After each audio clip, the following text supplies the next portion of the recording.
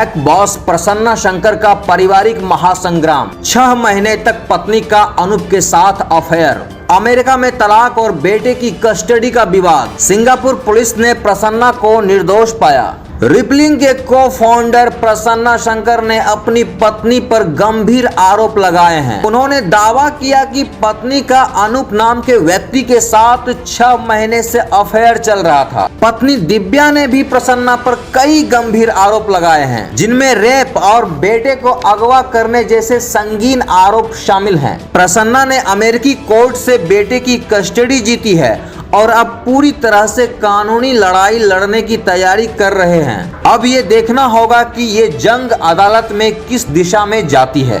दिव्या का अफेयर अनूप नाम के आदमी से पिछले 6 महीनों से ज्यादा वक्त से चल रहा है। प्रसन्ना ने सोशल मीडिया प्लेटफॉर्म एक्स पर उन्होंने अपनी पत्नी और चेन्नई पुलिस पर कई गंभीर आरोप लगाते हुए पोस्ट किए हैं। ये पोस्ट वायरल हैं और लोग इस पर तरह तरह की प्रतिक्रियाएं दे रहे हैं। चलिए आपको बताते हैं प्रसन्ना ने अपने एक्स पर क्या क्या बताया, क्या है पूरी कहानी। सोशल मीडिया एक्स पर पोस्ट करते हुए प्रसन्ना लिखते हैं, मेरा नाम प्रसन्ना है, मैंने रिपलिंग कंपनी का स्थापना की। मैं इस वक्त तलाक के दौर से गुजर रहा हूँ।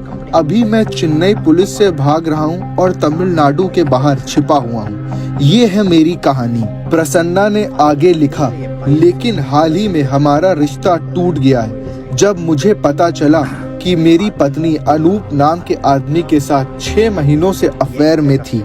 अनूप की पत्नी ने मुझे वो मैसेज भेजे जो मेरी पत्नी ने अनूप को भेजे थे और उन होटल बुकिंग की डिटेल्स भी भेजी जो उसने उसके लिए करी थी। प्रसन्ना ने आगे पोस्ट में लिखा, इस मामले में बाद में हम तलाक लेना चाहते थे कि और फिर बात इस पर आई कि मुझे उसे कितने $मिलियन देने होंगे, लेकिन दिव्या इस पर नाखुश थी और उसने मुझ पर झूठी पुलिस शिकायत दर्ज करवाई कि मैंने उसे मारा।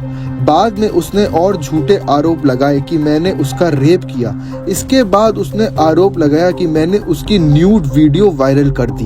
मगर सिंगापुर पुलिस ने इन सभी आरोपों की जांच की, उन्हें बेबुनियाद पाया और मुझे सभी आरोपों से मुक्त कर दिया। प्रसन्ना ने आगे पोस्ट में लिखा, मैंने भारत में तलाक के लिए अर्जी दी, लेकिन मेरी पत्नी ने अमेरिका में तलाक के लिए अर्जी दी ताकि वो मुझसे और ज्यादा पैसे निकाल सके। फिर मेरी पत्नी ने मेरे बेटे को अमेरिका ले जाकर अपने तलाक के केस के फायदे उठाने के लिए कोशिश की। प्रसन्ना ने ये भी बताया कि उन्होंने अमेरिका में इंटरनेशनल चाइल्ड एब्डक्शन केस भी दायर किया था, जिसमें जज ने उनके पक्ष में फैसला सुनाया और उनके बेटे को वापस भेजने का आदेश भी दिया। प्रसन्ना ने एक्स पोस्ट पे बताया कि MOU के तहत उनकी पत्नी ने बच्चे के पासपोर्ट को कॉमन लॉकर में रखा था, जिससे उन्हें इनकार कर दिया। उन्होंने कहा उसने इसका पालन करने से मना कर दिया।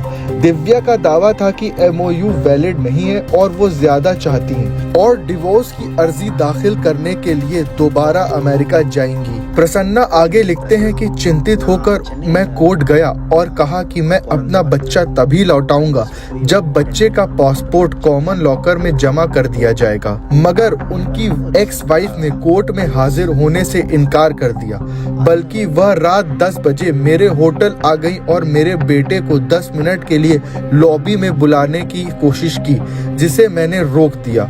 इसके बाद उसने पुलिस को बुलाकर मेरे खिलाफ अपहरण की शिकायत दर्ज करा दी। पुलिस आधी रात को मेरे दरवाजे पर पहुंची, लेकिन इससे पहले मैं अपने बेटे को लेकर भागने में सफल रहा। मगर भागने के बाद प्रसन्ना ने पुलिस को सबूत दे दिए कि उनका बेटा सुरक्षित है और कानूनी कार्रवाई जारी है। मीडिया की रिपोर्ट्स के अनुसार प्रसन्ना की पत्नी दिव्या ने भी उन पर कई गंभीर आरोप लगाए हैं।